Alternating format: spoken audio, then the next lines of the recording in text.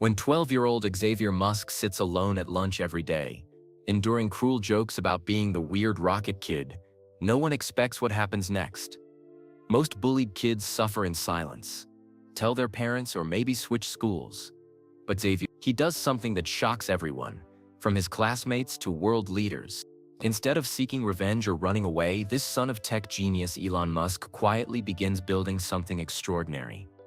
Something that will transform not just his own school, but eventually help millions of students across 15 countries. Something that will make him the youngest director in United Nations history.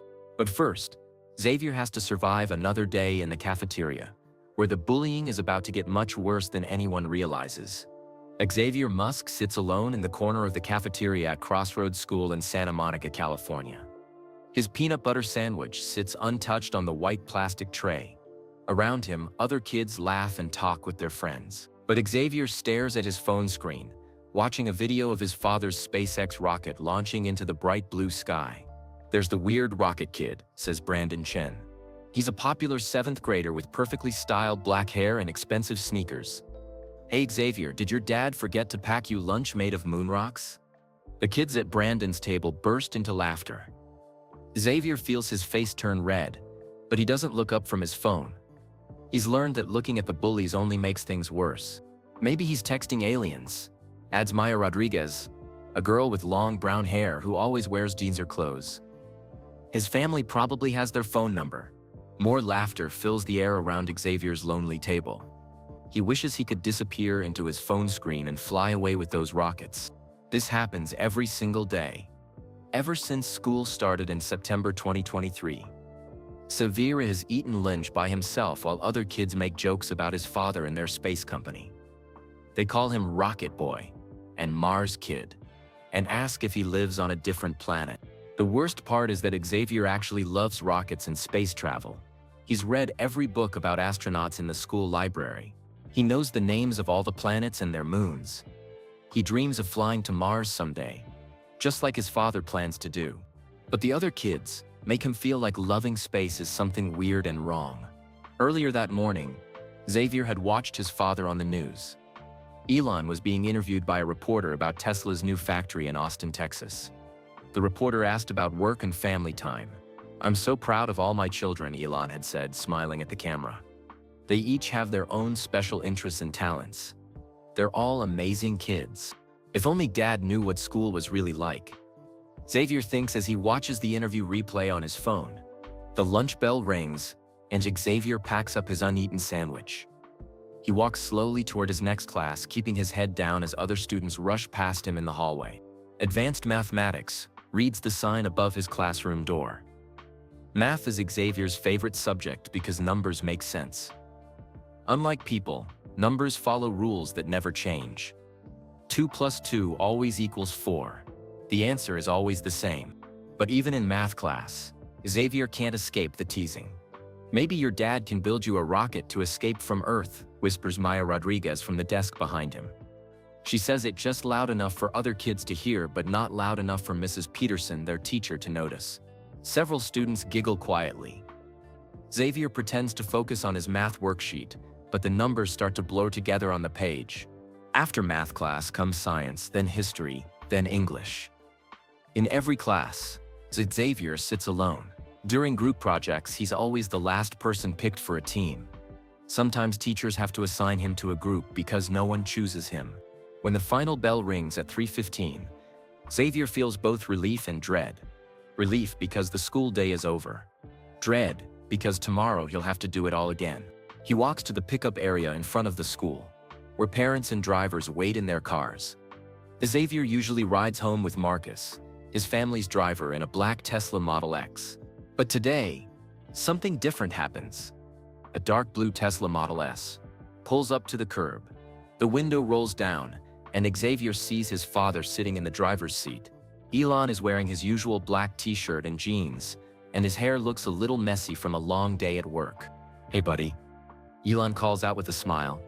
"Thought I'd pick you up myself today. How was school?" Xavier climbs into the passenger seat and buckles his seatbelt. He wants to tell his father everything. About Brandon and Maya, about eating lunch alone every day. about feeling like an alien in his own school. But instead, he forces a smile and says, "It was fine, Dad." "Just fine?" Elon asks as he pulls away from the school. "Tell me about your math class." "Mrs. Peterson emailed me that you got a perfect score on your algebra test." "Yeah, it was pretty easy," Xavier says, staring out the window as they drive along the Pacific Coast Highway. The ocean sparkles in the afternoon sun, and seagulls fly overhead. "That's my boy," Elon says proudly. "You definitely got the math gene from your old man." They drive in comfortable silence for a few minutes. Elon plays classical music softly on the car's sound system. Xavier watches the waves crash against the beach and thinks about how peaceful the ocean looks compared to the chaos of school. "Dad," Xavier says suddenly, then stops himself. "What is it, X?" Elon asks, using Xavier's nickname. "Nothing." "Never mind. Are you sure? You seem a little quiet today." Xavier wants to tell his father about the bullying. He wants to explain how the other kids make fun of him for being different. He wants to ask for help. But he also doesn't want his father to think he's weak or can't handle his own problems. Elon Musk built rocket ships and electric cars. He solved big problems every day. Xavier feels like he should be able to solve his own small problems too. "I'm just tired," Xavier says. They pull into the circular driveway of their house in Bel Air. It's a beautiful home with large windows and a view of the city below. Xavier has his own room with a telescope for looking at stars and a computer for designing rockets. "Want to work on some coding together after dinner?" Elon asks as they walk toward the front door. "I'm designing a new navigation system for Starship, and I could use a fresh pair of eyes." "Sure, Dad?" Xavier says. He genuinely loves working on projects with his father. Those are some of his happiest moments. That evening, they eat dinner together at the kitchen table. Elon tells Xavier about his day at SpaceX headquarters, where engineers are building the biggest rocket ever created. Xavier listens and asks questions about fuel systems and heat shield. For a little while, Xavier forgets about Brandon Chen and Maya Rodriguez, and all the other kids who make Seoul feel like a prison. After dinner, they work together on computer code in Elon's home office. The room has floor-to-ceiling windows that look out over the lights of Los Angeles. Xavier sits next to his father at a large desk covered with multiple computer screens. "See this line of code?" Elon points to his screen. "It tells the rocket which direction to point its engines. What do you think would happen if we changed this number?" Xavier studies the code carefully. "The rocket would turn left instead of right?" "Exactly. You're getting really good at this." Xavier feels proud and happy when he works with his father. He feels smart and capable and important. But as bedtime approaches, the worry starts to creep back in. Tomorrow is another school day. Another day of sitting alone. Another day of being the weird rocket kid. After his father says goodnight and turns off the light, Xavier lies in his bed staring at the ceiling. Through his window, he can see real stars twinkling in the dark sky. He wonders if there are kids on other planets who feel lonely and different too. That's when Xavier makes a decision that will change everything. He gets out of bed and quietly opens his laptop computer. The screen glows blue in the dark room as he creates a new document and begins to type. "How to Stop Bullying," a research project by Xavier Musk. He's tired of feeling powerless. He's tired of pretending everything is fine when it's not. He's tired of being the victim. If his father can build rockets that fly to space, then maybe Xavier can build something that fixes the problems at school. As Xavier begins typing his ideas, he has no idea that this moment will lead to the most surprising response bullying that anyone has ever seen. He doesn't know that his project will eventually help millions of kids around the world. All he knows is that he's ready to stop being afraid and start fighting back. But not in the way anyone expects. 3 days later, Elon sits in his home office at 11 p.m. The city lights of Los Angeles sparkle below his window like tiny stars. He's working on designs for the next Starship rocket that will take people to Mars someday. His phone buzzes with a text message. It's from Mrs. Peterson, Xavier's math teacher. "Mr. Musk, could we schedule a meeting? I'd like to discuss Xavier's recent behavior changes." Elon frowns as he reads the message. Xavier has been quieter than usual at dinner this week, but Elon thought it was just normal growing up stuff. All kids go through quiet phases, right? He makes a mental note to talk to Xavier tomorrow morning. Maybe they can grab breakfast together before school. Down the hall, Xavier is wide awake in his bedroom. His desk looks like a mini research center. Notebooks are scattered everywhere. Printed articles cover every surface. His laptop screen glows as he types notes into a document. On his wall, Xavier has taped up photos he printed from the internet. There's a picture of Malala Yousafzai, the brave girl from Pakistan who fought for kids' right to go to school. There's a photo of Ryan Hreliak, who started raising money for clean water wells in Africa when he was only 6 years old. There's an image of Greta Thunberg speaking about climate change to world leaders. All of these kids did something important to help others. They didn't just complain about problems, they found ways to fix them. If they can make a difference, so can I, Xavier whispers to himself. For the past 3 days, Xavier has been doing serious research. He discovered that over 160,000 students skip school every day in America because of bullying. That's like the entire population of a small city. He learned that kids who get bullied do worse in school. Their grades drop, they stop raising their hands in class. Some of them become depressed or anxious. But Xavier also found something interesting. Most anti-bullying programs in schools don't work very well. They have assemblies where adults tell kids to be nice. They put up posters saying bullying is bad. They make rules about reporting bullies to teachers. But the bullying continues anyway. Xavier thinks he knows why. The programs are made by adults who forgot what it's like to be a kid. They don't understand how bullying really happens. They don't know how scary it is to tell on someone who might make your life even worse. Xavier opens a new document on his laptop and begins typing, "The Phoenix Project, a plan to transform how we handle bullying in schools." He chooses the name Phoenix because of the mythical bird that rises from ashes. Xavier wants to help kids rise up from the ashes of being bullied. He wants them to become stronger, not weaker. The next morning at breakfast, Elon notices Xavier taking notes in a small notebook while eating his cereal. "What are you working on there, X?" Elon asks, sipping his coffee. "Just a school project, Dad." "Nothing big," Xavier says without looking up. But it is big, much bigger than Elon realizes. While his father thinks Xavier is working on homework, Xavier has been secretly reaching out to experts around the world. He found the email addresses of people who study bullying for their jobs. He contacted organizations that help kids who are picked on. He even reached out to some of his father's friends who work at technology companies. Xavier is learning about amazing new tools that could help with bullying. There are artificial intelligence programs that can detect mean messages online before they hurt someone. There are virtual reality systems that help kids practice standing up to bullies in a safe environment. There are apps that connect students who feel alone with other kids who want to be friends. At school that day, the bullying continues like always. During gym class, Brandon Chen accidentally bumps into Xavier during dodgeball, making him fall down. In the hallway between classes, Maya Rodriguez and her friends laugh loudly when Xavier drops his books. But something is different about Xavier today. Instead of looking down at the ground, he makes eye contact with Brandon and Maya.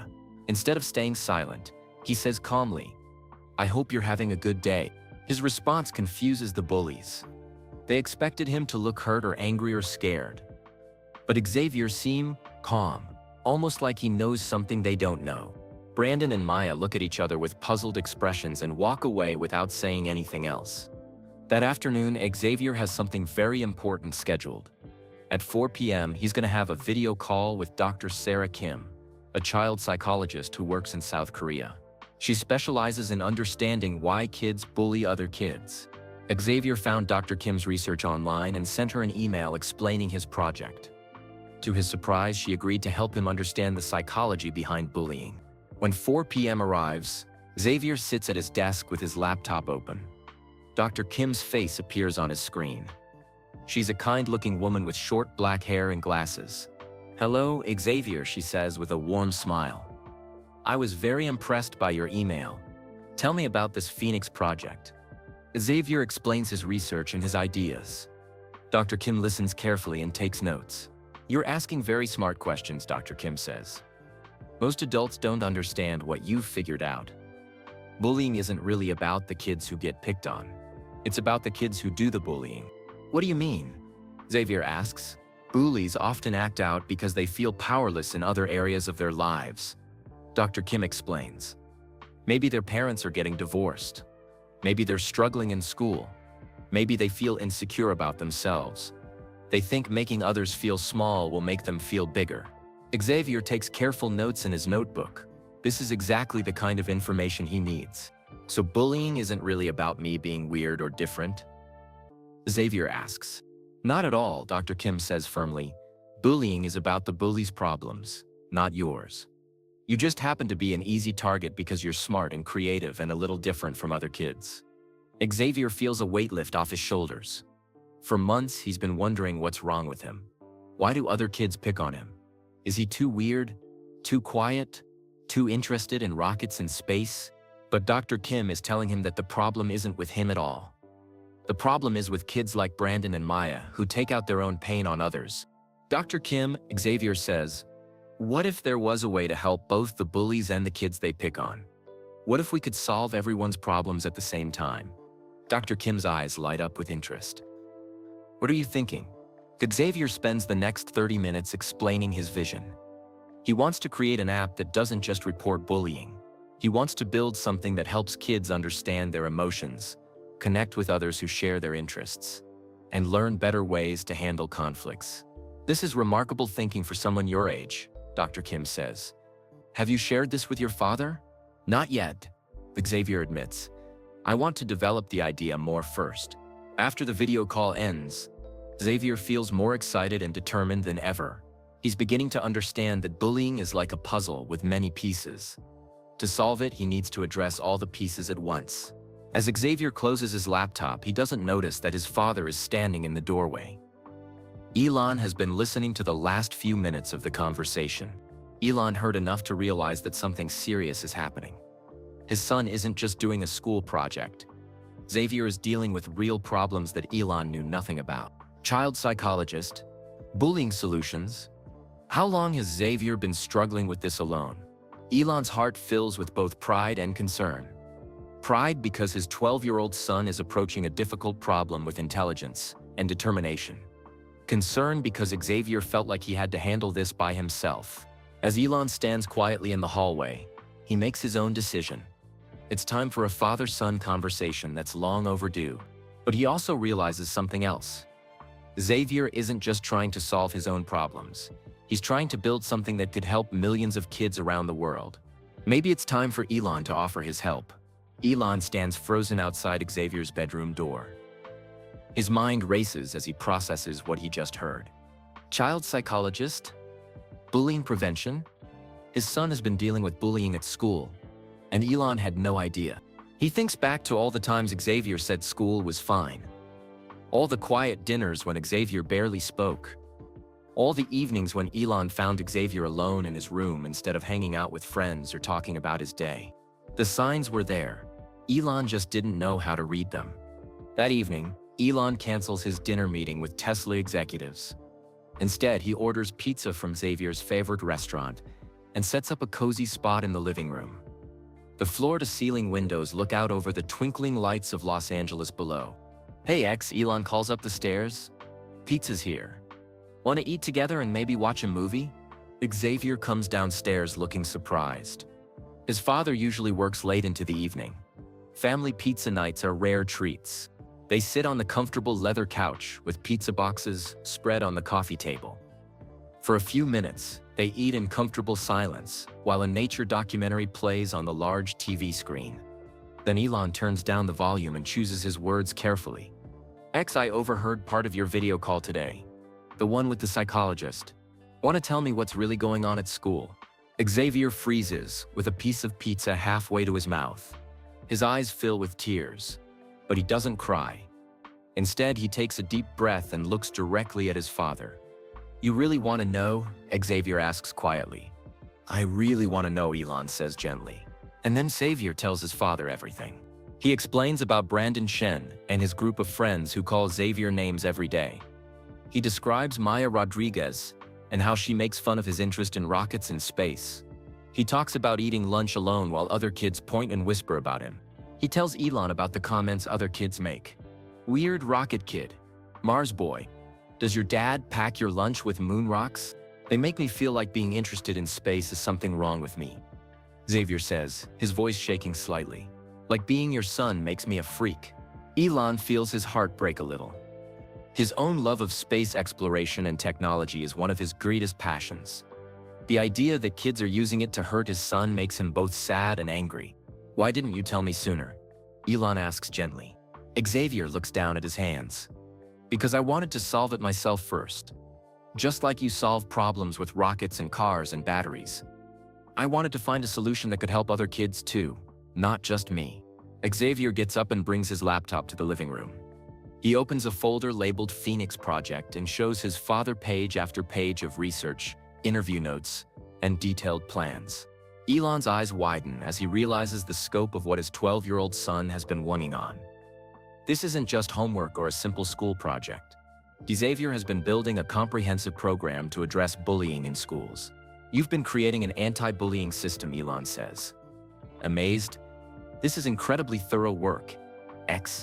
This is the kind of research that adults with college degrees do. I want to create something that schools can actually use, Xavier explains. Excitedly. Not just assemblies where adults tell kids to be nice. Those don't work. I want to build real tools that make a real difference. Over the next hour, Xavier walks his father through everything he's learned. Traditional anti-bullying programs only work 23%. Most bullying happens in places where teachers can't see it. Kids who are bullied perform 7% worse in school. Schools need better ways to detect bullying before it gets really bad. Both bullies and victims need help, just different kinds of help.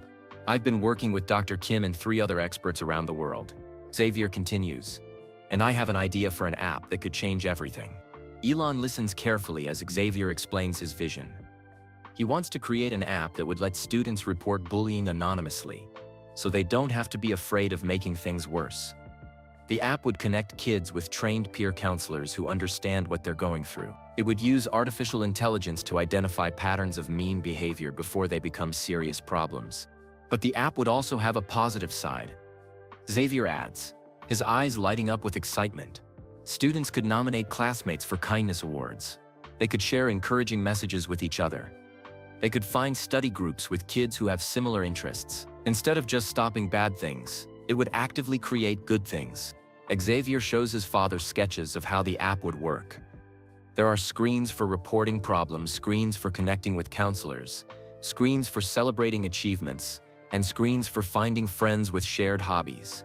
Kids who love rockets could find other kids who love rockets, Xavier explains.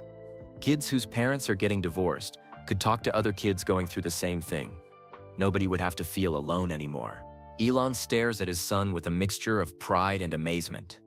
This is remarkable, X. You've identified a real problem and created a comprehensive solution. This could actually work. I think so too, Xavier says. But I need help to build it properly.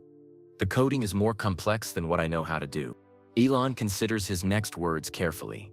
He doesn't want to take over Xavier's project or make it about himself. But he also wants to support his son's incredible work. Do you want my help? Elon asks. Or do you want to keep working on this independently? Xavier thinks for a long moment. He's proud of the work he's done alone. He's learned so much and connected with experts around the world. But he also knows his father's resources could help the project reach millions of kids instead of just his own school. I want your help, Xavier decides. But I want to stay in charge of the project. This isn't about you fixing my problem. This is about us working together to fix everyone's problem. Elon smiles and extends his hand for a handshake. Deal. You're the boss of the Phoenix Project. I'm just here to provide technical support. They shake hands and Xavier feels a huge weight lift off his shoulders. For months, he's been carrying this burden alone. Now he has the most innovative technology leader in the world as his partner. That night, Elon makes some phone calls. By morning, Xavier has a team of volunteer programmers from Tesla and SpaceX, user experience designers from Neuralink, and child development experts from around the world. But they all understand one thing clearly. This is Xavier's project. They're just helping him bring his vision to life. We'll need to test the app somewhere real. Elon tells Xavier over breakfast the next morning. We need to prove it works before we can roll it out to other schools. Xavier grins and takes a bite of his cereal. I know exactly where we should test it. Where? Crossroads School. Where the problem started. Elon nods approvingly. That makes perfect sense. If it can solve bullying at your school, it can probably solve bullying anywhere. As Xavier gets ready for school that morning, he feels different than he has in months. He's not going to school as a victim anymore. He's going as a researcher and problem solver who's about to change everything. But first, he needs to do something he's never done before. He needs to really understand the kids who have been bullying him. Because Xavier has realized something important. You can't solve a problem until you understand all the people involved in it, including the bullies themselves. That day at school, something unexpected happens that changes everything Xavier thought he knew about bullying at Crossroads School. Xavier is walking to his locker after second period when he hears his name called from behind. Hey, Xavier. He turns around and sees Brandon Chen approaching him. But something is different about Brandon today. Instead of his usual confident smirk, he looks nervous, almost scared. Can I talk to you? Brandon asks, glancing around to make sure no one else is listening. Somewhere private? Xavier is surprised but nods. They walk to a quiet corner near the library, where students rarely go during class time. Look, Brandon says, his voice shaky. I heard you talking to Mrs. Peterson yesterday about some anti-bullying thing you're working on. Are you going to get me in trouble? Xavier studies Brandon's face carefully. For the first time since school started, he doesn't see the confident bully who's been making his life miserable. He sees a scared 12-year-old kid who looks like he hasn't slept well in days. I'm not trying to get anyone in trouble, Xavier says honestly. I'm trying to understand why bullying happens and how to stop it. Brandon looks surprised by this answer. He was expecting anger or threats or demands for an apology. My parents are getting divorced, Brandon suddenly blurts out. The words tumble out of his mouth like water bursting from a broken dam. They fight all the time. They scream at each other every night. My dad keeps saying I'm not tough enough, that I need to be stronger and more aggressive. When I'm mean to you and other kids, I feel, I don't know, like I have some control, I guess. Xavier remembers what Dr. Kim told him during their video call. Bullies often act out because they feel powerless in other areas of their lives. That must be really hard, Xavier says simply. It is, Brandon admits, and his eyes start to fill with tears. And now I feel terrible about being mean to you. You never did anything wrong to me. I was just taking out my anger on someone who seemed like an easy target. Xavier feels something shift inside his chest. For months, he's been angry at Brandon. He's imagined getting revenge or seeing Brandon get in trouble. But now, looking at this scared kid whose parents are breaking up, Xavier feels something he didn't expect. He feels sorry for Brandon. Want to see something? Xavier asks, pulling out his tablet. What is it? Xavier opens his Phoenix Project app prototype and shows it to Brandon. This is what I've been working on. Brandon's eyes widen as he looks at the screen. You built this yourself? I'm building it, Xavier corrects. With help from some experts in my dad's team. Want to see how it works? For the next 20 minutes, Xavier demonstrates the app's features. He shows Brandon the anonymous reporting system that lets kids ask for help without fear of making things worse. He explains the peer counselor matching that connects students with others who have similar experiences. There's even a section for kids whose parents are getting divorced. Xavier points out, navigating to a special support area. It connects them with trained counselors and other kids going through the same thing. Brandon stares at the screen in amazement. This could actually help people. That's the whole idea, Xavier says. But I need to test it with real students first. I need to understand how kids actually use it and what works and what doesn't. Brandon is quiet for a long moment. Then he looks up at Xavier with an expression of determination. I want to help, he says. Help with what? With your project. I want to help you test it and make it better. And I want to help fix the damage I've caused. This is the moment that changes everything. Brandon doesn't just agree to stop bullying Xavier. He becomes Xavier's first real partner in the Phoenix Project. Over the next week, something amazing happens. Brandon helps Xavier recruit other students to test the app. He talks to kids he's been mean to and apologizes for his behavior. He reaches out to students who seem lonely or left out. Brandon discovers that Maya Rodriguez has been bullying others because she feels insecure about her family's money problems. Her parents work multiple jobs to pay for her to attend Crossroads School, and she's embarrassed about wearing the same clothes repeatedly. She acts mean to other kids to hide her own shame. He learns that quiet kids like Emma Singh and Marcus Thompson have incredible talents and interests, but they're afraid to share them because they don't want to be made fun of. He finds out that even some of the popular kids feel pressure to be mean to others because they're afraid of becoming targets themselves. Within 2 weeks, Xavier has a diverse group of 20 students secretly beta testing the Phoenix Project app. They include former bullies, kids who have been bullied, popular students, quiet students, and everyone in between. The results are immediate and amazing.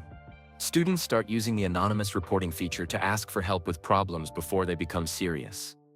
Instead of suffering in silence, kids reach out when they feel sad or scared or alone.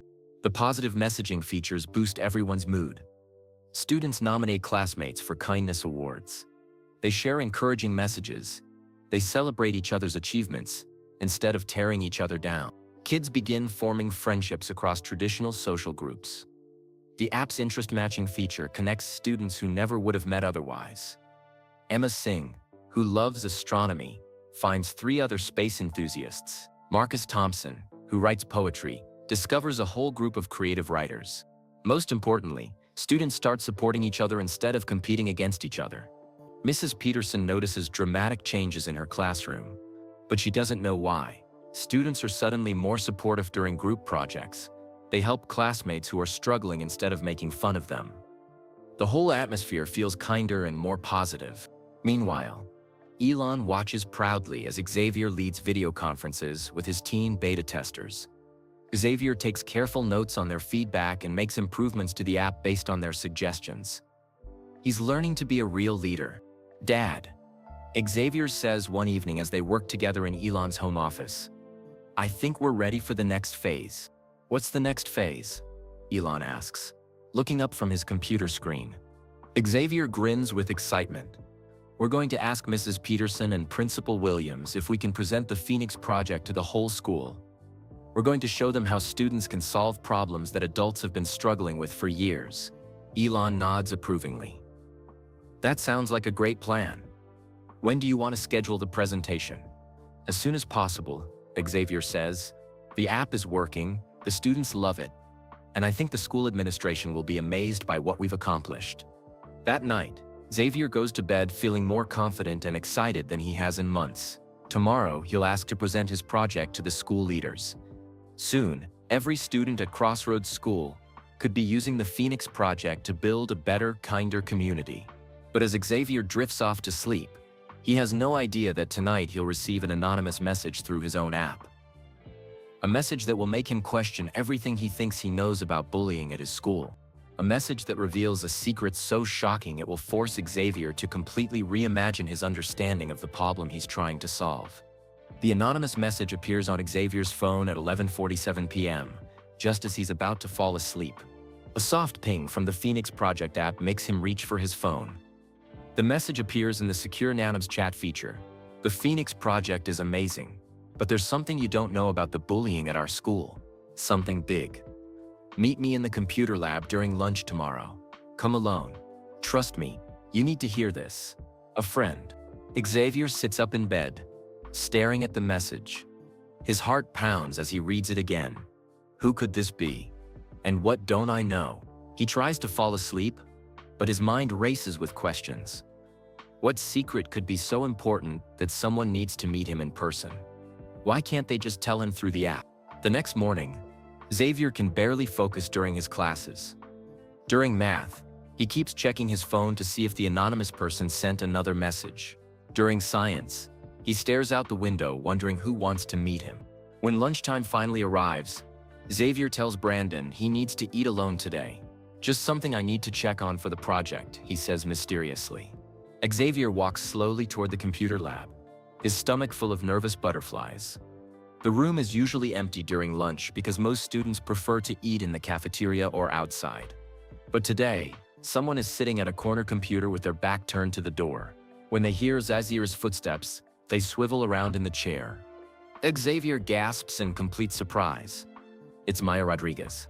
"Maya, you sent the message?" Xavier asks, his voice filled with confusion. She nods, looking more nervous than Xavier has ever seen her. Maya's usually perfect hair is messy, her eyes look red like she's been crying. I wanted to tell you something really important, but I was scared to do it through the app. Maya says quietly. Even the anonymous feature. What I need to tell you is too dangerous to put in writing. Dangerous? Xavier sits down at the computer next to her. What do you mean? Maya takes a deep breath, like she's preparing to jump off a high diving board.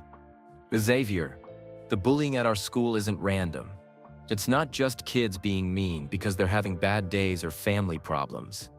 It's organized. Xavier feels confused. What do you mean, organized? Maya pulls out her phone and opens a group chat. There's a secret group called The Circle. About 15 popular kids are in it. They plan who to target, what to say to them, and when to do it. They treat bullying like it's a game. Xavier stares at Maya's phone screen in horror. The group chat is filled with messages that make his stomach turn. Target: Emma Singh. Goal: make her cry during lunch. Points: Brandon got Xavier to drop his books yesterday. 3 points. Maya, your insult about the rocket kid was perfect. 4 points. Who wants to take on the new kid with the weird haircut? The Circle has been scoring points for making students feel bad. Maya continues, her voice shaking.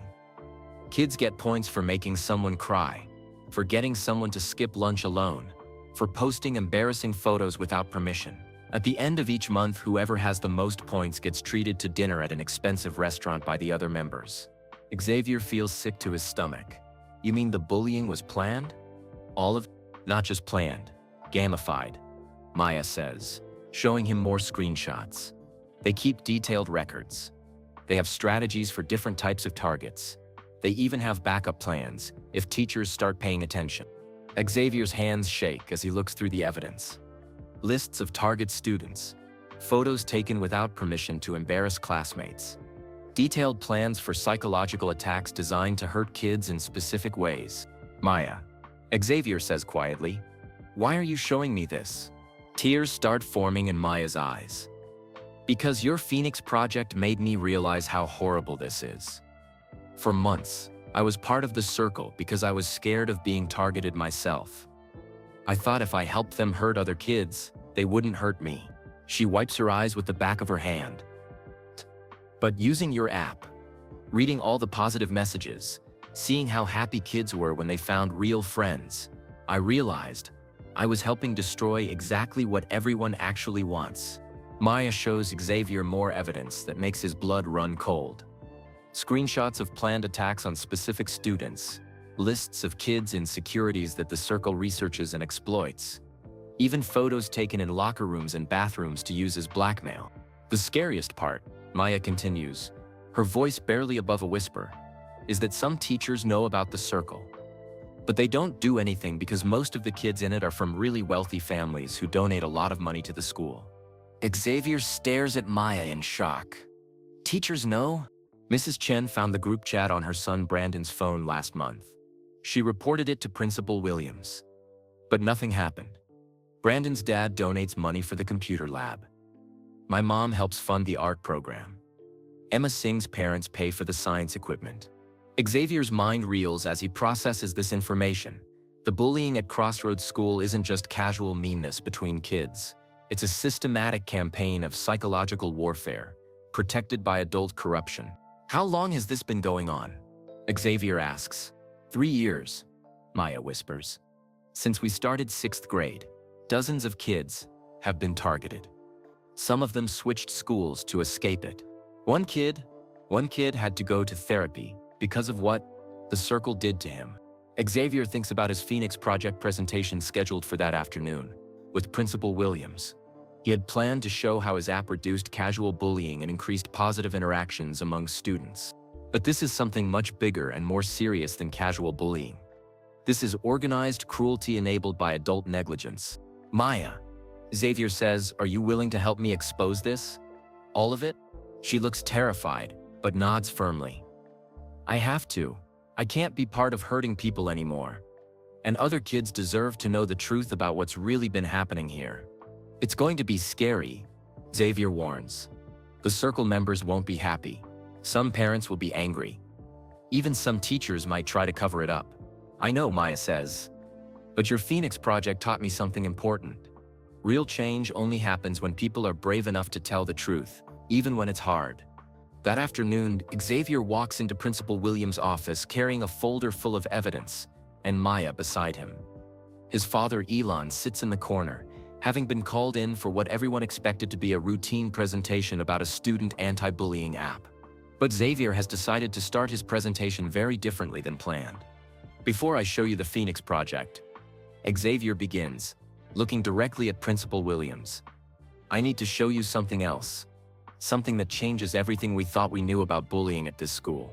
For the next 30 minutes, Xavier and Maya present evidence of the Circle's organized bullying campaign. They show the systematic targeting, the point-scoring system, and the protection provided by wealthy parents. Principal Williams' face grows more serious with each screenshot and story. Her hands shake slightly, as she realizes the scope of what has been happening under her leadership. This is deeply disturbing, Principal Williams says finally. We had no idea that bullying was this organized and extensive. With respect, ma'am, Maya says quietly, some people did know. Some teachers knew and chose not to act. The room falls silent. Principal Williams' phone starts buzzing with calls as word somehow begins spreading through the school that something big is happening in the main office. What do you recommend we do? Principal Williams asks Xavier. Xavier looks at his father, then at Maya, then back at the principal. His next words will determine whether Crossroads School becomes a model for positive change or continues protecting a system of organized cruelty. I recommend we show the whole school what real change looks like, Xavier says. But first, there's one more person who needs to be in this room. Someone you would never expect. Xavier pulls out his phone and sends a quick text message. 2 minutes later, there's a soft knock on Principal Williams' office door. Come in, the principal calls. Brandon Chen walks through the door, looking nervous but determined. His usual confident posture is gone, replaced by hunched shoulders and downcast eyes. Brandon, Principal Williams says, surprised. What are you doing here? Shouldn't you be in class? I asked him to come, Xavier explains. Because he has something very important to tell you. Brandon takes a deep breath and looks directly at Principal Williams. I was part of the Circle, he admits, his voice shaking. Not just a regular member. I was one of the 3 leaders who planned most of the attacks. Everyone in the room stares at him in shock. Even Maya, who knew about the Circle, didn't know that Brandon was one of its leaders. For almost 2 years, I helped plan attacks on other students. Brandon continues, his words coming out in a rush. I scored points for making kids feel terrible about themselves. I convinced myself it was just a game, but it wasn't. We destroyed people's confidence. We made kids afraid to come to school.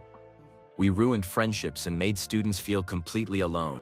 Principal Williams leans forward in her chair. Why are you telling us this now, Brandon? Brandon glances at Xavier before answering. Because Xavier showed me what real leadership looks like. Instead of getting revenge on me for bullying him, he tried to understand why I was doing it. Instead of just solving his own problem, he built something to help everyone. He turned his pain into purpose. Brandon pulls out his own phone and shows additional evidence that makes everyone in the room gasp. Chat logs with detailed attack plans. Lists of students with their specific fears and insecurities noted. Photos of a whiteboard in someone's bedroom with point totals and target assignments. I convinced 6 other Circle members to quit the group over the past week. Brandon continues. We all want to help fix what we broke. We want to be part of the solution instead of part of the problem. He shows Principal Williams a list of names. 7 students total who have agreed to confess their involvement and work to repair the damage they caused. Elon, who has been quietly observing this entire conversation, finally speaks up. This is exactly why the Phoenix Project is so important. It's not just about stopping bullying. It's about creating a culture where kids want to help each other instead of hurt each other. Xavier nods and opens his laptop. Can I show you the full Phoenix Project now? Because what we've built isn't just an app. It's a complete system for transforming how schools handle conflicts and build community. For the next hour, Xavier demonstrates how his Phoenix Project has already changed interactions among his test group of 20 students. He shows real data. Students who were former enemies are now working together on school projects. Kids who were afraid to come to school are now participating actively in class discussions. Academic performance has improved an average of 15% among beta testers. Anonymous reports of feeling sad or lonely have decreased by 6. Positive peer nominations have increased by 2. The app doesn't just report problems. Xavier explains to Principal Williams. It actively builds positive relationships. When someone reports feeling left out, the system immediately connects them with students who have similar interests. When someone accomplishes something good, the whole community celebrates it through the app. Maya demonstrates how the app helped her recognize and change her own bullying behavior. The daily reflection prompts made me think about how my actions affected other people, she explains. The positive challenge activities gave me better ways to feel important without hurting anyone.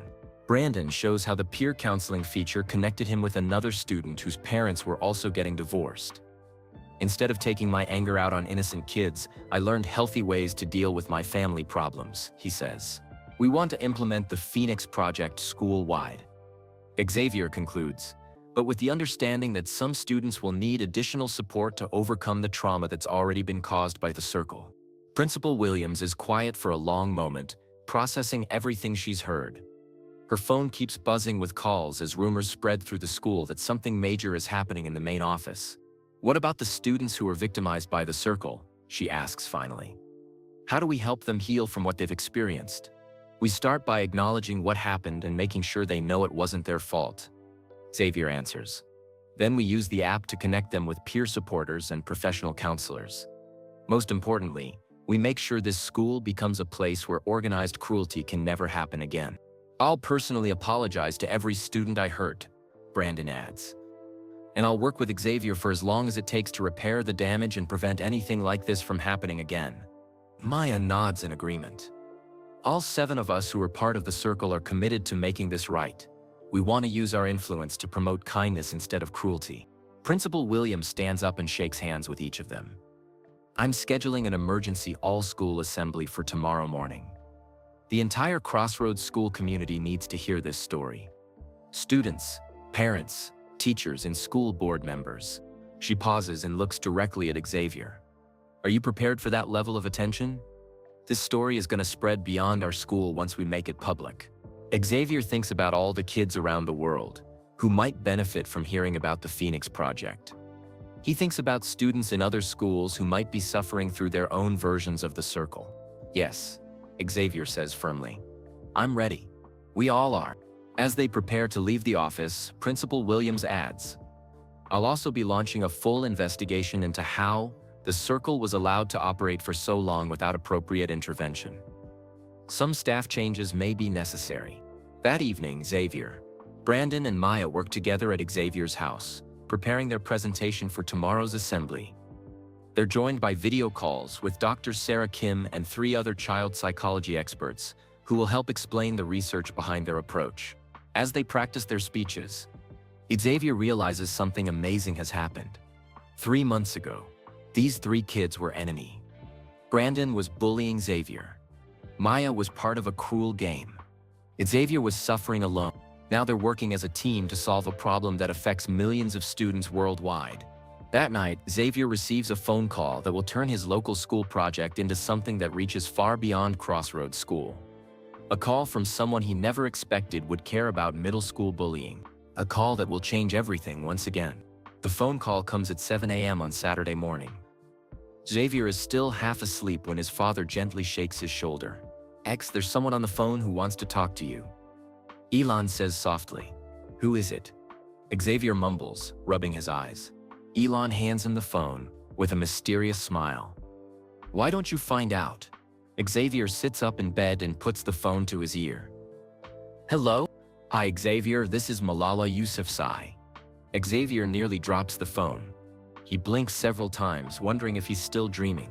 Malala Yousafzai, the Nobel Prize winner who fought for girls' education rights around the world, wants to talk to him. I heard about your Phoenix Project from a mutual friend, Malala continues in her gentle but strong voice. Dr. Sarah Kim told me about the incredible work you're doing to combat bullying through technology and community building. Xavier finds his voice, though it comes out as barely more than a whisper. Ms. Yousafzai. I studied your story when I was researching how young people can make a difference. You're one of my heroes, and now you're becoming a hero to other young people, Malala says warmly. I wanted to call, because what you're doing reminds me of something very important. Real change happens when we turn our pain into purpose. She explains that she's been following news about rising bullying rates in schools around the world. Traditional approaches aren't working for today's digital generation of students. Your Phoenix project addresses bullying in a way that empowers students instead of just creating more rules for adults to enforce. Malala observes, that's exactly what's needed. Students understand their own problems better than adults often do. Xavier's mind races with excitement and nervousness. Ms. Yousafzai, would you be willing to speak at our school assembly on Monday? I know it's very short notice, but having you there would mean everything to our students. I wish I could be there in person, but I'm currently in Pakistan working on education projects. Malala says. However, I could join your assembly by video call if that would be helpful. Xavier can barely contain his excitement. That would be absolutely incredible. They spend the next 20 minutes discussing the Phoenix project in detail. Malala offers insights about scaling youth-led initiatives and connecting with international anti-bullying organizations. There's something else I want to share with you, Malala says. As their conversation continues, the Malala Fund has been searching for innovative education projects to support around the world. If your Phoenix project proves successful at Crossroads School, we would like to help you expand it to schools in other countries. Xavier's heart pounds so hard he's sure Malala can hear it through the phone. Other countries? We work with schools in Pakistan, Nigeria, Brazil, Lebanon, and many other places where students face different but related challenges. Malala explains, bullying is a global problem that needs global solutions led by young people who understand what their peers are experiencing. After the call ends, Xavier sits in stunned silence in his bedroom. His project started as a way to deal with bullying at one school in California. Now it might help students on different continents around the world. Over the weekend, news of Monday's assembly spreads quickly through the Crossroads School community. Parents receive urgent emails explaining that students will be presenting a major revelation about bullying and announcing new safety initiatives. Teachers are briefed about the organized bullying that has been happening without their knowledge. Many are shocked and embarrassed that they missed such a serious situation. Most importantly, students throughout the school start talking. Some kids who were targeted by the circle feel relief that the truth is finally coming out. Others who witnessed bullying but stayed silent feel guilty for not speaking up sooner. Brandon Chen spends his weekend personally calling every student he remembers hurting. Some hang up on him. Others yell at him. But a few are willing to listen to his apologies and learn about the Phoenix Project. Maya Rodriguez meets with her parents to explain her involvement in the circle. Her mother cries when she realizes how her daughter was both hurting others and being hurt herself. Her father promises to support Maya's efforts to make things right. On Sunday evening, word about the assembly reaches beyond the school community. Local news stations get wind of a major anti-bullying announcement involving Elon Musk's son. Reporters start calling Crossroads School for more information. Xavier's phone buzzes with a text from his father. Some journalists want to interview you about tomorrow's assembly. Are you ready for that kind of attention? Xavier thinks about all the students around the world who face bullying every day. He thinks about kids like him who eat lunch alone, kids like Brandon who hurt others because they're hurting inside, and kids like Maya who get caught up in cruel games because they're afraid of becoming targets themselves. He texts back, "Yes, I'm ready." That night, Xavier tries to fall asleep, but his mind keeps racing. Tomorrow's assembly will be watched not just by his school community, but potentially by people around the world who are curious about his anti-bullying project. But as Xavier finally drifts off to sleep, he has no idea that Monday morning will bring surprises he never could have imagined. The assembly that was planned for 2,000 people will somehow attract an audience of nearly 500, including representatives from other schools, anti-bullying organizations, and technology companies. Most importantly, Xavier doesn't know that his presentation will be live-streamed to classrooms in 12 different countries where students facing their own bullying challenges will watch and learn from his story. The Phoenix Project is about to rise from the ashes of one California middle school and spread its wings across the globe.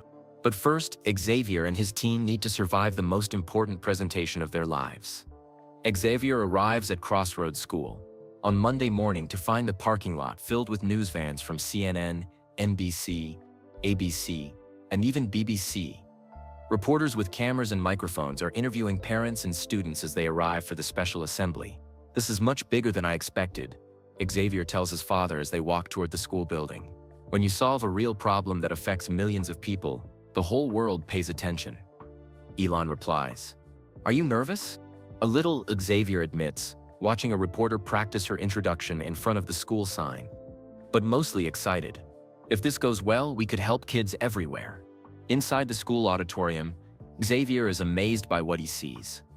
The space that normally holds 200 people is packed with nearly 500 attendees. Besides Crossroads students and families, there are representatives from other schools, officials from anti-bullying organizations, and executives from technology companies who heard about the Phoenix Project. Mrs. Peterson approaches Xavier with a tablet showing multiple video call screens. "We have classrooms from 12 different countries watching live," she explains excitedly. "Students in Pakistan, Nigeria, Brazil, India, and 8 other places want to see your presentation." Xavier looks at the tablet screen and sees dozens of young faces staring back at him from around the world. Kids in school uniforms, kids in casual clothes, kids of all different backgrounds who share one thing in common: they want to learn about stopping bullying. Principal Williams takes the microphone to introduce Xavier. She explains how a 12-year-old student identified a serious problem at their school and created an innovative solution that could help students worldwide. "This is what happens when we listen to young people instead of just making rules for them," Principal Williams says. "Students understand their own challenges better than adults often realize." Xavier walks to the center of the stage, looking out at the massive crowd. He spots Brandon and Maya sitting together in the 3rd row, both looking nervous but determined. He sees his father beaming proudly from the side of the auditorium. He notices the news cameras recording everything. Taking a deep breath, Xavier begins his presentation. "6 months ago, I ate lunch alone every day," Xavier says into the microphone. "Kids made fun of me for being different, for having unusual interests, for being the weird rocket kid. I felt powerless and completely alone." The auditorium becomes completely silent as Xavier tells his story. He explains the daily bullying, the isolation, the feelings of helplessness that led him to start researching solutions. "But I learned something important," Xavier continues. "I wasn't really alone. There are millions of students around the world who face bullying every day. And there are also millions of students who want to help make school a better place for everyone." Xavier demonstrates the Phoenix Project app, showing how it has already transformed relationships among his test group of students. People in the audience pull out their phones to scan QR codes and download the app themselves. "The most important thing I discovered," Xavier says, "is that bullying isn't really about the kids being bullied. It's about pain. The pain that bullies feel inside, the pain they cause to others, and the pain that spreads through entire school communities when we don't address the real problems." Then Xavier does something that surprises everyone. "I want you to meet someone who taught me that courage isn't about being fearless. It's about choosing to do the right thing even when you're scared." Brandon walks onto the stage, his hands shaking slightly as he approaches the microphone. "My name is Brandon Chen, and I was a bully," he begins, his voice barely above a whisper. The auditorium remains completely silent as Brandon tells his story. He explains about his parents' divorce, the pressure to be tough, and his participation in the Circle's organized bullying campaign. "I convinced myself it was just a game," Brandon says, his voice growing stronger. "But it wasn't. We caused real harm to real people. We made kids afraid to come to school. We destroyed friendships and made students feel worthless." Brandon shows the audience evidence of the Circle's systematic targeting of vulnerable students. Gasps echo through the auditorium as people see the point-scoring system and planned attacks. "I'm here today to apologize publicly and to make sure this never happens again," Brandon concludes. "Xavier showed me that real strength comes from helping others, not hurting them." One by one, 6 other former Circle members join Brandon on stage. Each offers a public apology and commits to using the Phoenix Project to actively promote kindness instead of cruelty. Then Maya takes the microphone to represent students who were caught between being bullies and being victims. "I was scared all the time," she explains to the audience. "Scared of being targeted, scared of standing up to bullies, scared of being different. The Phoenix Project showed me that we're all scared sometimes, and that's okay. What matters is how we treat each other when we're scared. The live video call with Malala Yousafzai brings the entire auditorium to its feet in a standing ovation. Speaking from Pakistan, she congratulates Xavier and his team for turning their pain into purpose. This is exactly what the world needs.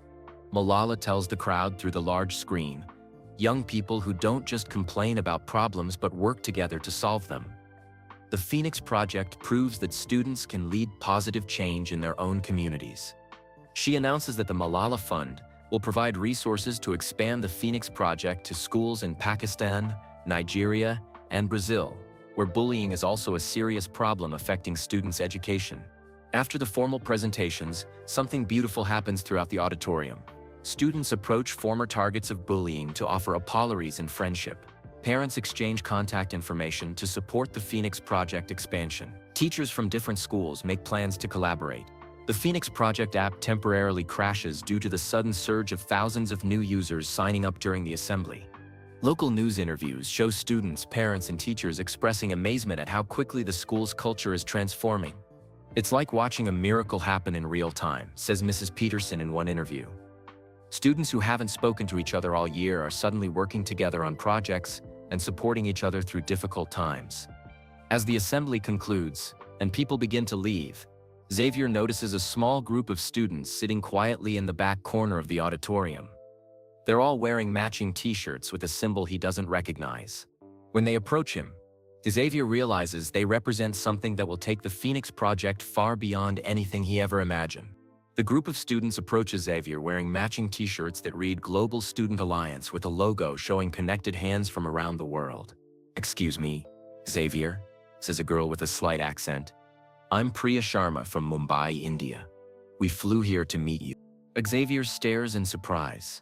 "You flew here? From India?" "From 5 different countries, actually," says a boy with a British accent. "I'm James Cooper from London.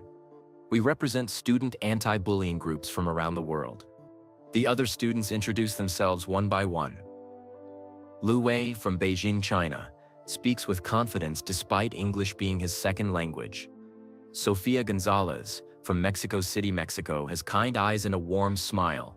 Amara Okafor from Lagos, Nigeria, carries herself with quiet strength. "How did you even know about today's assembly?" Xavier asks, still amazed that students traveled thousands of miles to see his presentation.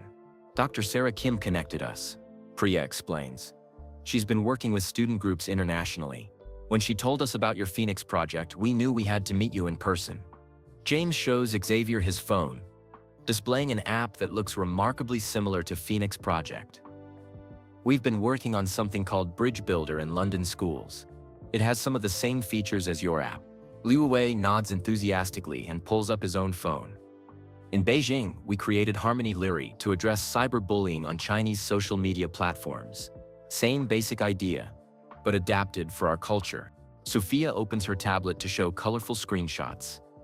"Our Puentes de Paz program in Mexico focuses on using peer mediation to resolve conflicts before they become bullying situations."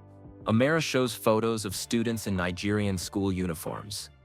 "In Lagos, we've been training student peace ambassadors who help other students navigate social conflicts and family problems."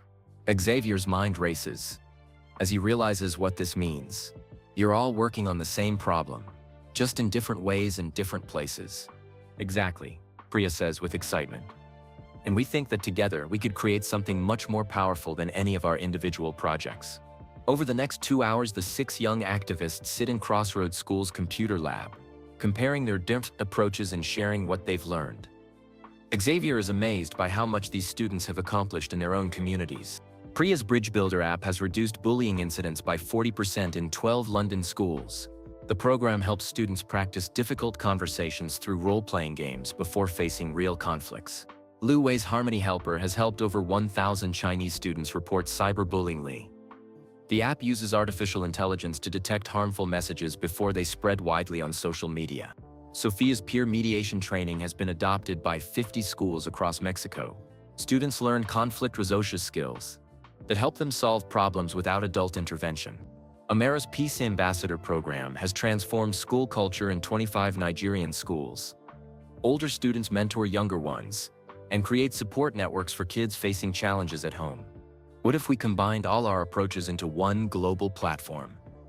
James suggests, his eyes lighting up with possibilities. We could call it the Phoenix Network, Sophia adds. Individual projects rising together to create something bigger and more powerful. Louis Wei opens his laptop and starts sketching ideas. We could have different sections for different types of problems. Cyberbullying tools for digital harassment. Peer mediation for face-to-face conflicts. Family support for home problems. And cultural adaptation features, Amara adds. So schools in different countries can customize the platform for their specific needs while staying connected to the global community. That evening, the international group joins Xavier's family for dinner at their home in Bel Air. Elon listens as the students explain their vision for a global student-led anti-bullying network. You're talking about creating a worldwide movement, Elon observes. That's incredibly ambitious for a group of middle school students. The problem is worldwide, Amara points out. In Nigeria, bullying prevents thousands of girls from attending school regularly. In China, cyberbullying on social media has led to serious depression among teenagers. In Mexico, bullying often escalates to physical violence. And in the UK, James adds, we're seeing new forms of digital bullying that schools don't know how to handle. Teachers weren't raised with smartphones and social media, so they don't understand how cruelty spreads online. Priya nods in agreement. In India, we have both traditional bullying and modern cyberbullying happening at the same time. Students need tools that address both. Xavier looks around the dinner table at these 5 remarkable students who have traveled thousands of miles to work with him. If we're going to do this, we need to think much bigger than just an app. We need to create a complete system that schools anywhere in the world can use. Training programs for teachers, Priya suggests. Most adults want to help, but they don't know how to recognize modern bullying or respond effectively. Peer counseling networks that connect students across countries. Lu Wei adds, a kid in China dealing with cyberbullying could get support from a student in London who solved the same problem. Family education resources, Sophia continues. Parents need to understand how bullying affects their children and how they can help at home. And connections to local counseling services and support organizations in each country. Amara suggests, because some problems need professional help, not just peer support. Over the next 3 days, the 6 students work together intensively to design the Phoenix Network. They combine the best features of all their individual projects and add new elements that address bullying from multiple angles simultaneously. The result is something revolutionary, a comprehensive platform that schools can customize for their specific cultural context, while staying connected to a global community of students working on the same challenges. By Friday, they have a working prototype that impresses everyone who sees it. Students, teachers, parents, and technology experts from Elon's companies. The Phoenix Network includes features none of them could have created alone. Real-time translation so students from different countries can communicate. Cultural sensitivity training adapted for local customs and values. 24/7 crisis support. Connecting users to local emergency services. Academic support tools that help bullied students catch up on missed schoolwork. Leadership development programs for students who want to become peer counselors, but their work has attracted attention from someone with the power to make their global vision a reality, or stop it before it can truly begin. On Saturday morning, Xavier receives a phone call that will determine whether the Phoenix Network becomes available to millions of students around the world, or remains just an ambitious dream shared by 6 young idealists. The phone call comes at 7 a.m. on Saturday morning. Xavier is still half asleep when his father hands him the phone with a serious expression. Xavier, this is Dr. Catherine Morrison, Director of Education Innovation at the United Nations, says a crisp professional voice. I've been following the Phoenix Project closely, and I have a proposition for you and your international team. Xavier sits up quickly, suddenly wide awake. The United Nations? We've been searching for innovative solutions to address bullying in schools worldwide, Dr. Morrison explains. Your Phoenix Network has caught the attention of education ministers from 15 countries. They want to pilot your program in their schools. Xavier's heart pounds with excitement. 15 countries? But there's a significant challenge, Dr. Morrison continues, her tone becoming more serious. Before we can recommend the Phoenix Network for international implementation, You and your team need to prove it works in the most difficult environment possible. An hour later, Xavier is on a video call with his 5 international partners. Priya appears on screen from London, Lue from Beijing, Sophia from Mexico City, James also from London, and Amara from Lagos. Dr. Morrison wants us to test the Phoenix network at Washington Middle School in Detroit, Michigan. Xavier explains to the group. She says it's one of the most challenging schools in America. James frowns on his screen. What makes it so challenging? Xavier reads from his research notes. High poverty rates, overcrowded classrooms, limited technology resources, and serious bullying problems that extend beyond the school into the surrounding neighborhood. Plus, they've tried 4 different anti-bullying programs in the past 3 years, and none of them worked. The students and teachers are tired of experts making promises they can't keep. Xavier continues. If we can't help them, they won't trust anyone else who tries. 3. Adjust her computer camera. If we can make the Phoenix network succeed there, we can make it work anywhere in the world. But if we fail, Lu Wei adds quietly from Beijing, it could end the whole project before it really begins. Amara's voice comes through clearly from Lagos. How long do we have to prove ourselves? 2 weeks, Xavier says. Dr. Morrison says that's enough time to show whether our approach can handle real-world complexity. Sophia leans forward on her screen. So what do? Xavier takes a deep breath. We go to Detroit. All of us. We spend 2 weeks implementing the Phoenix network and proving that students can solve problems that adults haven't been able to fix. Over the next week, the 6 young activists prepare for what they're calling the ultimate test. They refine the Phoenix network platform, create training materials in multiple languages, and study everything they can about Washington Middle School. They learn sobering facts about the school and its community. Washington Middle School serves 800 students, 85% of whom qualify for free lunch programs. Many students walk through dangerous neighborhoods to get to school each day. The building is old and needs major repairs. Teacher turnover is high because of the stressful working conditions. Most importantly, they research the students themselves. Kids like Marcus Johnson, who's been suspended 3 times for fading but is actually trying to protect his younger sister from neighborhood bullies. Kids like Destiny Williams, who's incredibly smart but stops participating in class because other students make fun of her secondhand clothes. Kids like Carlos Ruiz, who speaks 3 languages fluently, but gets teased for his accent. These students aren't so different from us, Sophia observes during one of their planning video calls. They're dealing with the same emotional pain we've all experienced, just with extra challenges we didn't have to face. The team arrives in Detroit on a cold Monday morning in March. Washington Middle School looks exactly like the photos they studied. A brick building with barred windows, surrounded by a chain-link fence. But the building feels solid and strong, like it's been protecting students for many years. Inside, they find something they didn't expect: students and teachers who are genuinely eager for positive change, but exhausted by broken promises from previous programs. You're the kids with the anti-bullying app? Asks Ms. Jackson, a 7th grade teacher who's worked at the school for 15 years. We've had lots of experts come here before.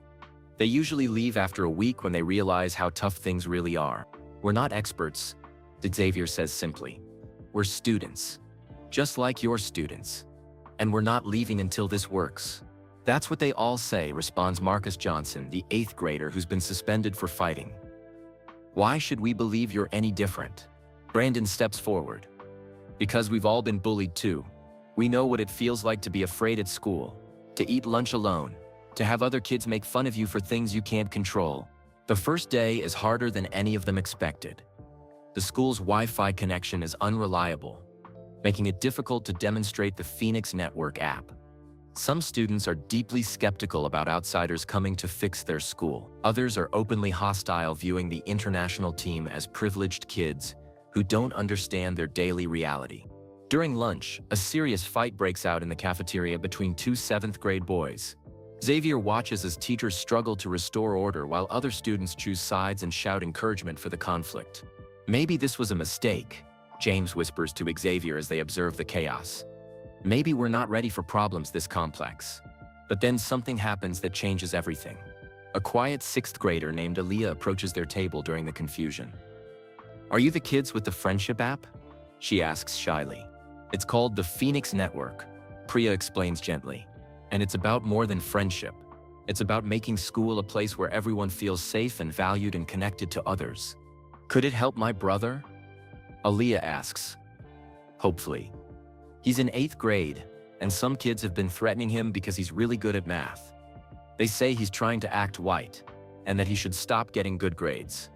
Xavier exchanges glances with his teammates. This is exactly the kind of complex, culturally sensitive situation the Phoenix Network was designed to address. Let's find out together, Xavier says. Over the next 3 days, Aaliyah's brother's situation becomes their first real test case. But on Thursday morning, an incident occurs that threatens to destroy everything the team has worked for and forces Xavier to make the most difficult decision of his young life. Thursday morning starts like any other day at Washington Middle School. But by 10 a.m., everything changes. Aaliyah's brother, Jamal, is found in the bathroom with a black eye and torn clothes. The 8th grade boys had cornered him, demanding he stop showing off in math class and threatening much worse violence if he didn't start failing on purpose. "You think you're better than us," one of them had said while pushing Jamal against the wall. "Stop making the rest of us look stupid, or next time it won't just be a black eye." The incident spreads through the school like wildfire. Students take sides. Some support Jamal's right to be smart. Others agree with the bullies that he's trying to act superior. Teachers struggle to maintain control as arguments break out in hallways and classrooms. Parents start calling the school, demanding to know why their children aren't safe. The local news picks up the story about violence at the school, where tech kids are testing an anti-bullying app. Principal Rodriguez calls an emergency meeting with Xavier and his international team. "This is exactly what I was afraid of," she says, looking exhausted and frustrated. "Your Phoenix Network app has been encouraging kids to report problems, but we don't have the resources to handle all these incidents properly. Now the bullies are getting more aggressive because they know students are speaking up." Xavier feels sick to his stomach. Have they made things worse instead of better? The school board is meeting tonight, Principal Rodriguez continues. They're considering asking you to leave and canceling the Phoenix Network pilot program. Some board members think outside interference is causing more problems than it's solving.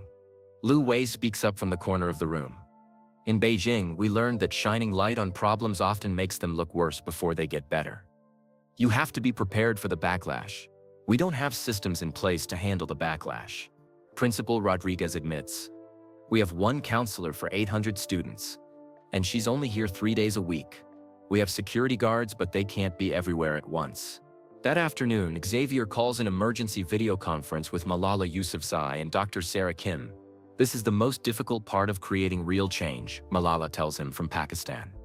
"When you challenge systems that have been in place for years, those systems fight back.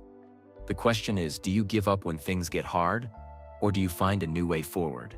Dr. Kim adds, "The Phoenix Network identified the problems correctly, but you need to expand your approach to include immediate intervention and stronger community support." Xavier spends that night walking around his hotel room, thinking about Jamal's black eye, Aaliyah's tears, and Principal Rodriguez's frustration.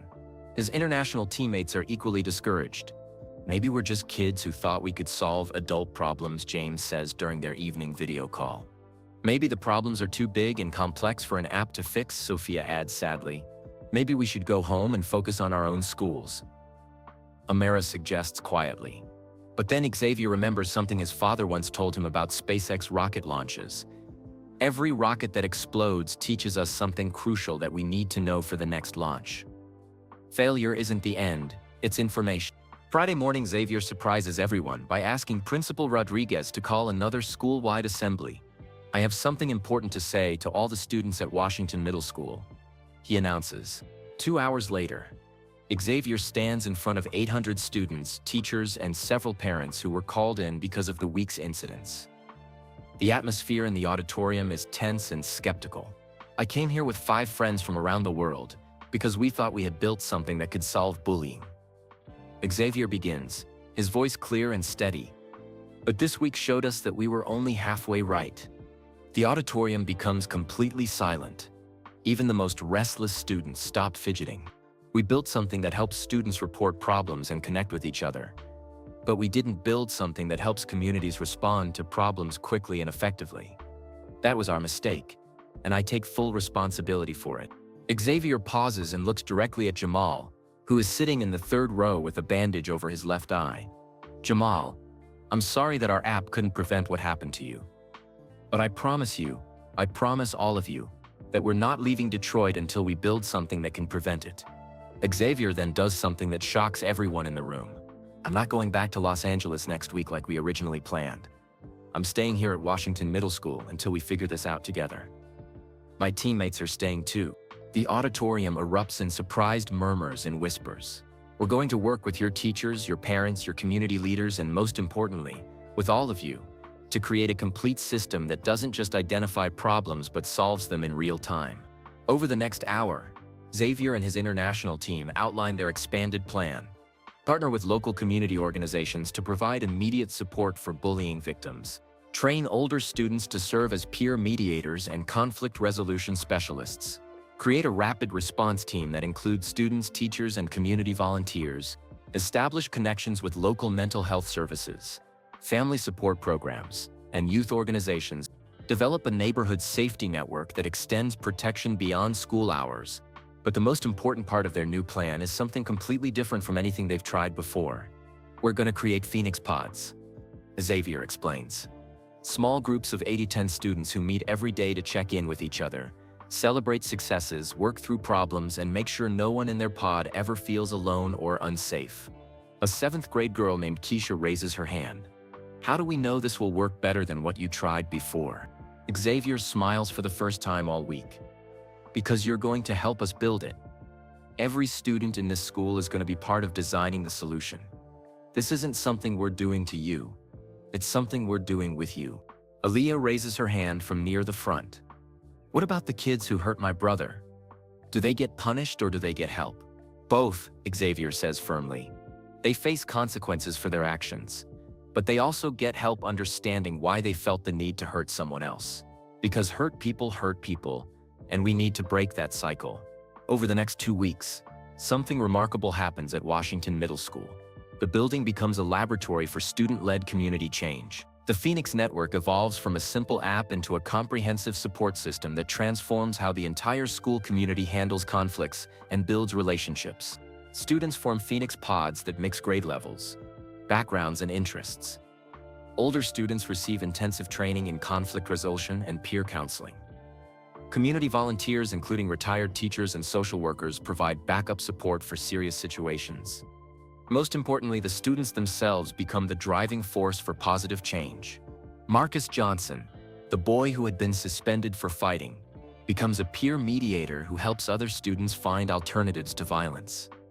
Destiny Williams starts an academic support pod that celebrates intelligence and helps struggling students catch up. Carlos Ruiz teaches conversational Spanish to other students while they help him with American cultural references. And Jamal? 3 weeks after his attack, he's leading a math tutoring pod where being smart is celebrated instead of punished. But the real test of their success comes when Xavier receives a phone call that will determine whether the Phoenix Network becomes a global reality or remains a single success story in Detroit. The phone call comes on a Friday afternoon, while Xavier is helping facilitate a Phoenix Pod meeting in Washington Middle School's library. When he sees UN Education Office on his phone screen, his heart starts racing. Xavier, this is Dr. Catherine Morrison, says the familiar voice. I have news about the Phoenix Network evaluation. Xavier steps into the hallway, his hands trembling slightly. His 5 international teammates gather around him, all equally nervous about what they're about to hear. The results from Washington Middle School are absolutely extraordinary. Dr. Morrison continues, and Xavier can hear the excitement in her voice. In just 6 weeks, you've achieved what traditional anti-bullying programs couldn't accomplish in years. She reads statistics that bring tears to Xavier's eyes. Bullying incidents down 78% from the previous semester. Student academic performance up an average of 12% across all grade levels. School attendance at a 5-year high. Teacher satisfaction scores improved dramatically. Parent involvement in school activities tripled. Suspension rates decreased by. But the most impressive result, Dr. Morrison continues, is that students are now actively preventing problems before they start. You've created a culture of mutual support instead of mutual harm. Xavier looks around at his teammates. Priya, Lu Wei, Sophia, James, and Amara, who have become like family over the past 2 months of intense work. What does this mean for the global implementation? Xavier asks, hardly daring to hope. It means that 15 countries are ready to pilot the Phoenix network in their schools immediately. Dr. Morrison announces, Brazil, Kenya, India, Philippines, South Korea, Germany, Canada, Australia, Ghana, Thailand, Colombia, Morocco, Vietnam, Jamaica, and Romania. The hallway erupts in quiet celebration as the 6 young activists hug each other with joy and relief. There's something else. Dr. Morrison continues. The United Nations is creating a brand new position, Director of Global Student Innovation. It's a role specifically designed for young people who are leading educational change worldwide. Xavier, we'd like you to be the first person to hold this position. Xavier is speechless for a moment, staring at his friends who are all grinning with pride. Me? But I'm only 12 years old. Age is less important than impact. Dr. Morrison replies firmly. You've proven that students can solve problems that have challenged educators and policymakers for decades. We need that fresh perspective at the highest levels of educational decision-making. That evening, Xavier calls his father to share the incredible news. I'm incredibly proud of you, X, Elon says, his voice filled with emotion. You took a personal problem and turned it into a global solution. You showed the world that young people can lead change when adults give them the tools and respect they deserve. I couldn't have done any of this without help, Xavier replies honestly. From you, from my teammates, from all the students who believed in the project and helped make it better. 3 months later, Xavier stands on the stage of the United Nations headquarters in New York City, addressing education ministers from around the world. The assembly hall is packed with officials, students, teachers, and reporters. When I started the Phoenix Project 8 months ago, I just wanted to eat lunch without being bullied, Xavier begins, causing gentle laughter from the audience. I never imagined it would become a global movement that helps students in dozens of countries. He shows slides documenting the Phoenix Network's remarkable expansion. 50,000 students in 2,000 schools across 15 countries now using the platform daily. Bullying incidents reduced by an average of 65% in participating schools.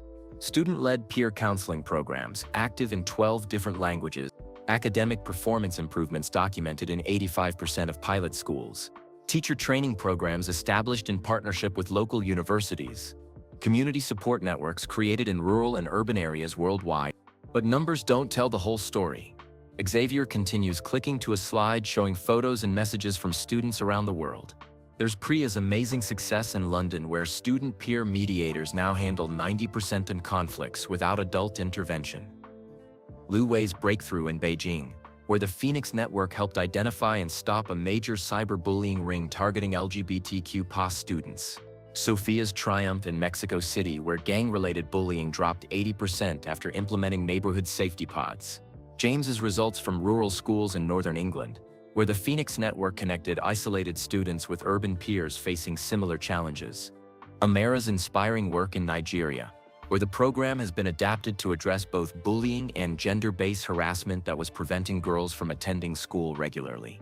The most important thing we learned, Xavier concludes, is that students everywhere face the same fundamental human needs: feeling safe, feeling valued, and feeling connected to their community. When we address those needs effectively, academic achievement and personal growth naturally follow. During the question period, the education minister from Brazil raises her hand. What's next for the Phoenix Network? How do you plan to continue expanding this work? Xavier exchanges excited glances with his 5 teammates, who are sitting in the front row wearing their Global Student Alliance t-shirts. We're launching Phoenix Labs, Xavier announces. These will be student-led innovation centers in each participating country where young people can develop solutions to local educational challenges. Because bullying was just the beginning of what students can solve when we work together.